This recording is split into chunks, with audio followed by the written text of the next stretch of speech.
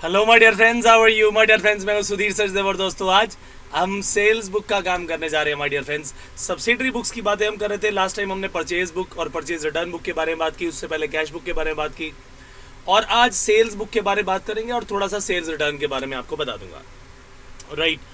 अच्छा, अब जो है सेल्स बुक के अंदर माय डियर फ्रेंड्स हम केवल और केवल credit sale of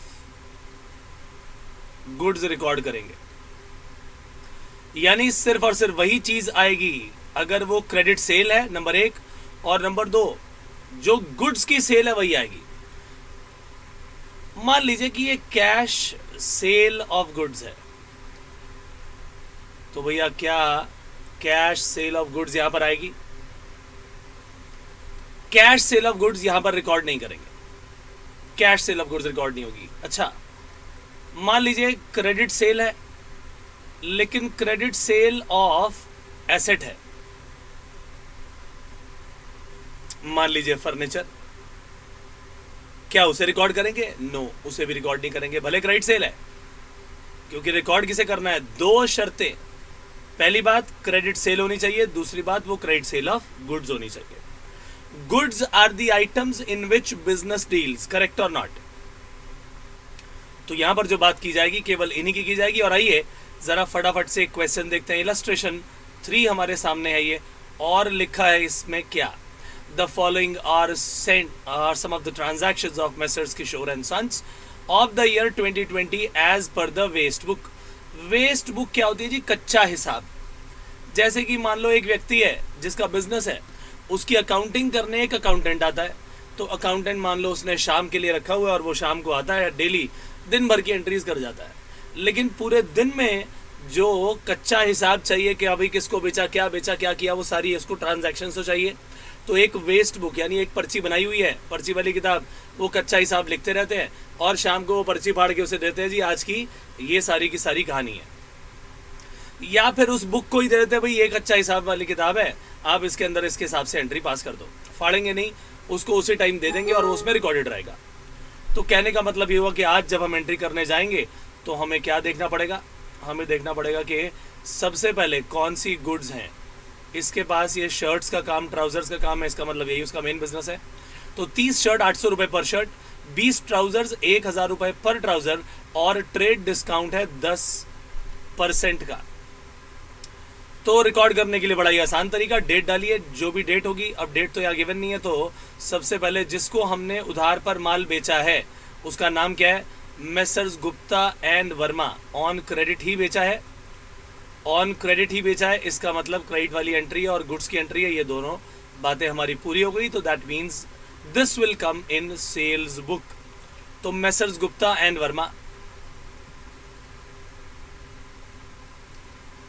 so messrs Gupta and Verma, हमने ये नाम लिख दिया। और अब इस हेडिंग के नीचे क्या करने की ज़रूरत है? वो सब लिखने की ज़रूरत है जो हमने बेचा है। 30 शर्ट 800 रुपये पर शर्ट के हिसाब से 30 शर्ट्स है at the rate of ₹800 each. और क्या बेचा जी? ट्राउजर्स, 20 ट्राउजर्स, 20 ट्राउजर्स है और 1000 रुपये पर ट्राउजर, 1000 रुपये पर ट्राउजर। इसका मतलब क्या हुआ? इसका मतलब ये हुआ कि टोटल आ गया इसका 24,000, इसका टोटल आ गया 20,000, इसका टोटल आ गया 44,000। तो 30 शर्ट 800 के हिसाब से 24,000 की हो गई, 20 ट्राउजर्स 1000 के हिसाब से 20,000 की हो गई, और इसमें से अब माइनस कर दिया जाएगा क्या? माइनस कर दिया जाएगा trade discount. Trade discount at the rate of 10%, ये माइनस किया जाएगा। Trade discount at the rate of 10%, 10% हमने इसका 4400 माइनस कर दिया, और 4400 जब हम इसे माइनस कर देंगे तो ये कितना आ जाएगा? 39,600। ये पहला काम हो गया। अब इसके अलावा भी कुछ और है जी, आइए वो भी चेक कर लेते हैं। तो इसके अलावा लिखा गया है सोल्ड फर्नीचर, तो इसकी एंट्री तो आनी नहीं क्योंकि एसेट है, ये एंट्री नहीं आएगी। Sold 50 shirts of Messrs Jain and sons, 800 रुपए पर शर्ट पे, और इसका मतलब ये मेसर्स जैन एंड सन वाली एंट्री आएगी। लेकिन अगली एंट्री 13 शर्ट चीप स्टोर्स को बेची है 750 रुपए ईच फॉर कैश, यानी ये भी नहीं आएगी। तो इसका मतलब हमारी ये वाली एंट्री आनी चाहिए 50 shirt Messrs Jain and sons 800 रुपए के हिसाब से। तो ये लीजिए मेसर्स जैन एंड सन्स, ये अगली हेडिंग आ गई।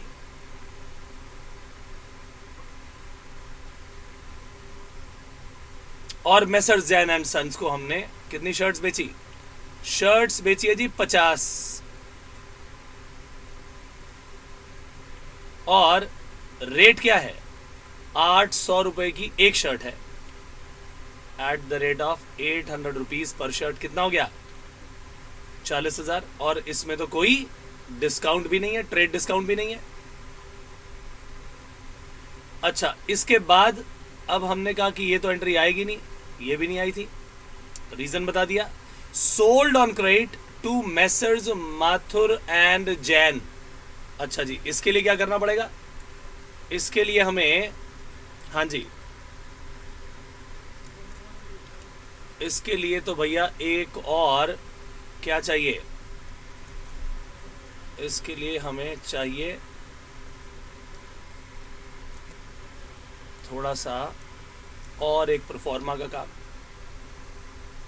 ये लीजिए, तो यहां पर लिखा जाएगा अगला काम, और लिखेंगे क्या?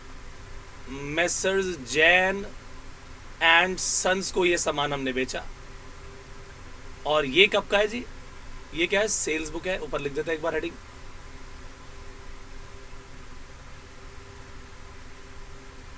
डेट, पर्टिकुलर्स, डिटेल्स, और ये आ गया जी amount. Messrs Jain and sons, messrs Jain and sons, देखिए इनको क्या बेचा गया है? 100 शर्ट्स 750 रुपए पर shirt, 100 shirts at the rate of 750 पर shirt. 10 overcoat at the rate of 5000 पर ओवरकोट।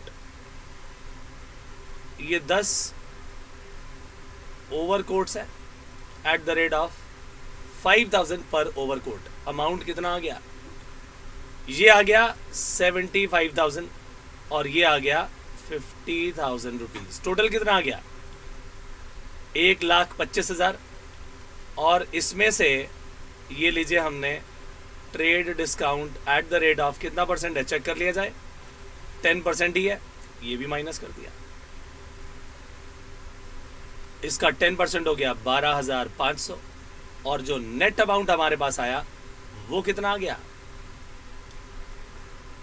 1,12,500। अब इन सबको ऐड कर दीजिए, ठीक है कि नहीं? कितना आ गया? 39,600 प्लस 40,000 प्लस 1,12,500। ये सारा का सारा जो टोटल है माय डियर फ्रेंड्स, ये कहां ट्रांसफर कर दिया जाएगा? ये सेल्स अकाउंट के क्रेडिट में ट्रांसफर कर दिया जाएगा। और ये अमाउंट आ गया 1,92,100, राइट। अब हमें करना क्या है? ये जो भी हम उधार पर सामान बेचते तो हमें करना क्या है? इन लोगों से पैसा लेना है, इन लोगों से हमें पैसा लेना है। ये सब हमारे डेटर है। तो यानी Gupta and Verma, Jain and sons, और उसके बाद ये नहीं, जैन एंड सन 2 कैसे हो गए?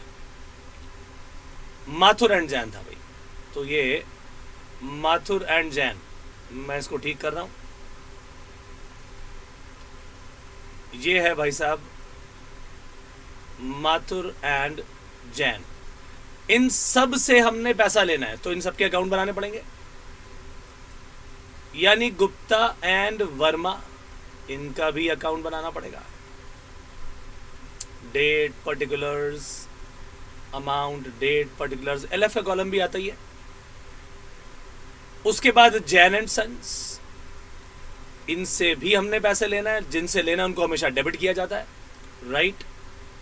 और फिर आ गया हमारे पास date particular amount, date particular amount, और ये है माथुर एंड जैन। ये है जी माथुर एंड जैन। हमने इन सबको सामान बेचा है, इन सबसे पैसा लेना है।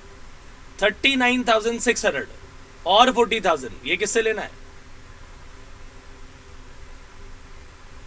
जिनसे लेना उनको डेबिट कर लीजिए। गुप्ता एंड वर्मा को हमने सेल्स किया, Gupta and Verma debit to sales account 39,600।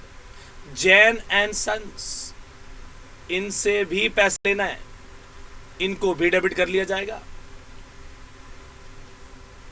To sales, ये आ गया 40,000।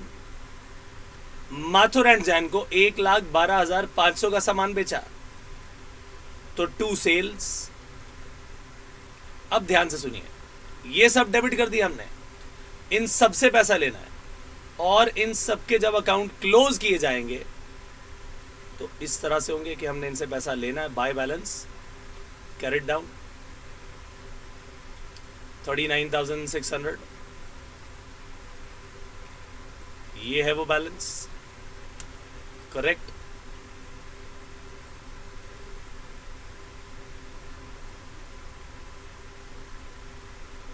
ये रहा 40,000 रुपया,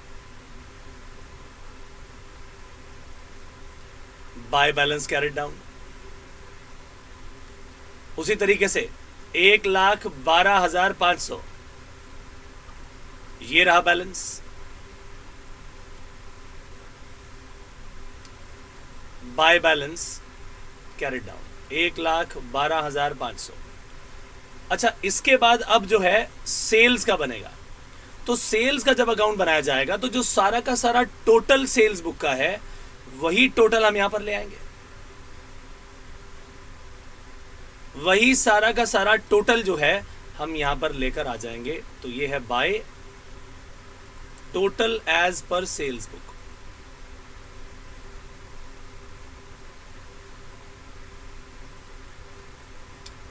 और ये जो अमाउंट है माय डियर फ्रेंड्स, ये कितना आ जाएगा? उन सब का टोटल जो 1,92,100 आया था, ये सारा का सारा टोटल यहां पर आ जाएगा 1,92,100। बिल्कुल इसी तरीके से मैंने आपको अकाउंट्स भी बनाकर दिखाए थे, अगर आपको याद हो, परचेज बुक के अंदर। बिल्कुल वैसे ही काम परचेज रिटर्न बुक में, सेल्स रिटर्न में, सेल्स में, सब में ऐसे ही होता है, ऐसे अकाउंट बनते हैं। चलिए, एक क्वेश्चन आपका जो ऑलरेडी सॉल्व्ड है, मैं एक बार इसे डिस्कस करूंगा। Enter the following transactions in sales book of messrs Pranat engineering limited. तो जी January 2, 2020 sold to messrs Ajanta electricals, sold to messrs electrical plaza, sold to messrs Haryana traders. ठीक है जी, बिल्कुल ठीक है। कहीं कैश तो गिवन नहीं है किसी में, कहीं पर भी कैश गिवन नहीं है। और जो गुड्स हैं वो देख लो क्या क्या है, ओवंस, टेबल्स, जूसर्स, यानी देखा जाए सारी इलेक्ट्रिकल आइटम्स है, इसका मतलब ये सब गुड्स भी हैं। और ये उधार पर भी नहीं है, सॉरी कैश पर भी नहीं है, सब उधार पे हैं, सब उधार पे है। इसका मतलब ये सारी की सारी एंट्रीज आनी चाहिए, करेक्ट और नॉट। और सभी में ट्रेड डिस्काउंट है, पहले में 10%, दूसरे में 5%, तीसरे में 10%, यानी ये तीनों की तीनों एंट्रीज सेल्स बुक में आनी चाहिए। इस क्वेश्चन में आपको एक थोड़ा सा डिफरेंट परफॉर्मा दिखाया जा रहा है, जिसके अंदर मैंने आपको पहले केस पे करवाया तो डिटेल्स बना के उसी में से ट्रेड डिस्काउंट को माइनस करके फाइनल फिगर दिखा रहे थे। अब यहाँ पर दिखाने का तरीका अलग है, बात वही है। हमने 5 पीसेस लिए हैं अवंस के और 6,000 का एक है, तो टोटल हो गया 30,000। अब ट्रेड डिस्काउंट का अलग से कॉलम बना लिया, तो इसी का 10% आ गया 3,000, और उसके बाद इसका नेट अमाउंट आ गया 27,000। ये अजंता इलेक्ट्रिकल की बात थी। अच्छा, इलेक्ट्रॉनिक प्लाजा से अब क्या बात हुई? 10 पीस लेने हैं टैबलेट्स के, 8,000 का एक है, टोटल हो गया 80,000। अच्छा, इस पर जो दिया गया वो कितना डिस्काउंट था, वो 5% था। पहले वाले केस में 10% का ट्रेड डिस्काउंट था। तो ये लीजिए, इसका 5% आ गया 4,000, बैलेंसिंग फिगर ही आ गई। फिर हमने किससे सामान खरीदा, हमने हरियाणा ट्रेडर्स, और ये फिर किसको बेचा, हरियाणा ट्रेडर्स को बेचा। क्या बेचा, 5 पीसेस बेचे, 5 पीस ऑफ जूसर्स, मल्टीप्लीकेशन आ गया 17,500। और इस पे भी 10% का ट्रेड डिस्काउंट है, तो इसका मतलब डिस्काउंट 10% का ये आ गया, और फाइनल अमाउंट ये। यही वो नेट प्राइस है जो कि हमारी टोटल सेल्स को बताता है। और इसमें एक, ये 2, ये 3 लेजर, तो ये हो गए 3 अकाउंट, और इसके बाद एक सेल्स का और बन जाएगा।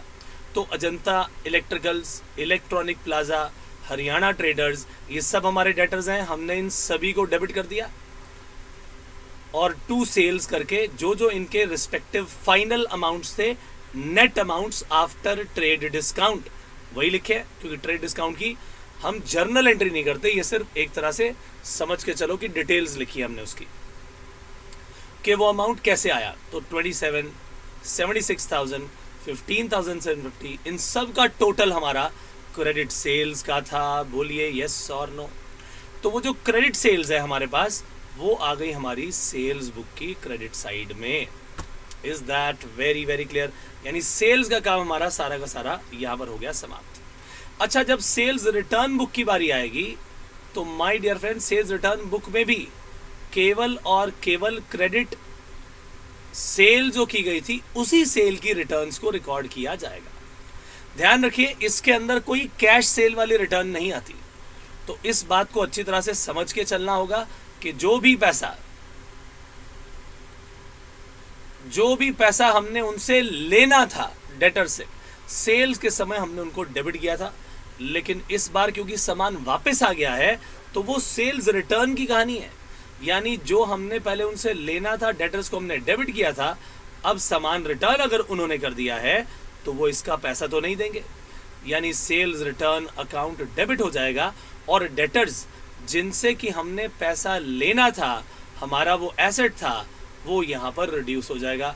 ये एसेट घट गया, सेल्स रिटर्न हमारी बढ़ गई। सेल्स रिटर्न इंक्रीज होने पर डेबिट होती है, गुड्स हमारे पास वापस आ गई, और वो जो सेल्स की वैल्यू थी, जो रेवेन्यू था, वो उसके कारण रिड्यूस हुआ। तो सेल्स रिटर्न करता क्या है, ये हमारे रेवेन्यू को रिड्यूस करता है।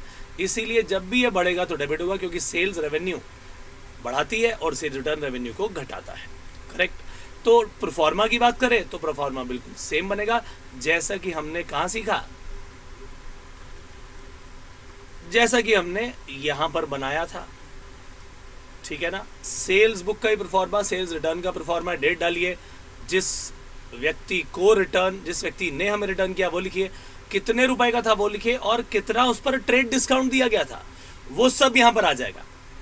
और फिर फाइनल फिगर्स इसी तरह से, और टोटल दिखाएंगे। और एंड में सेल्स रिटर्न के टोटल हमेशा डेबिट होते हैं।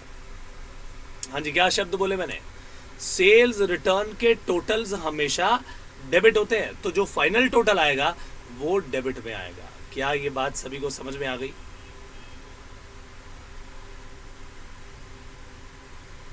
क्या ये बात सभी को अच्छी तरह समझ में आ गई?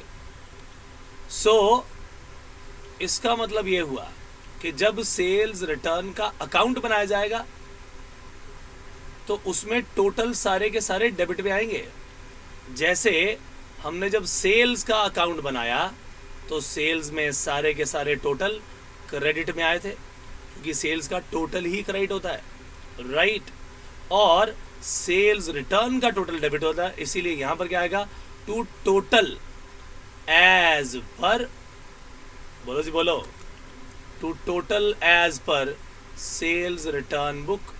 तो सारा टोटल यहां पर आएगा, और पार्टीज हमेशा यहां क्रेडिट हो रही है। जैसे कि मैंने आपको यहां बताया, sales return account debit, to debtors को क्रेडिट किया जा रहा है। तो जो डेटर्स होंगे उनके सारे अमाउंट यहां पर आएंगे बाय सेल्स रिटर्न के नाम से, जिस भी आप डेटर की बात करेंगे, right? So my dear friends, इसके बाद बात आती है bill receivable bill payable book की, और एक जर्नल प्रॉपर है, वो थोड़ी सी आसान सी चीज़ें। और bill receivable bill payable book में जितनी भी बिल वगैरह हम लिखते हैं, बिल पेबल एक्सेप्ट करते हैं, वो डिटेल्स आती हैं। तो मेरा ये विचार है कि हम ये काम जो अब कर चुके हैं इसके बाद हमें सीधा एरर्स एंड देयर रेक्टिफिकेशन करना चाहिए। यानी जो हमारा अब इसके बाद नेक्स्ट लेक्चर शुरू होगा ना, मैंने आपको बहुत सारी जर्नल एंट्रीज करवा दी थी, जर्नल एंट्रीज के लिंक्स आपके पास है, तो नेक्स्ट लेक्चर से थोड़ा सा ज्यादा समय निकालेंगे एरर्स एंड देयर रेक्टिफिकेशन। तो एरर्स एंड देयर रेक्टिफिकेशन में आप समझ लीजिए कि लगभग हम उसमें 5 से 6 क्लासेस या 7 क्लासेस केवल और केवल एरर्स की लेने वाले हैं, जिसमें हमने सिंगल एंट्री सिस्टम की बात करनी, single entry single sided error की बात करनी है, जिसमें हमने डबल साइडेड एरर की बात करनी है, राइट।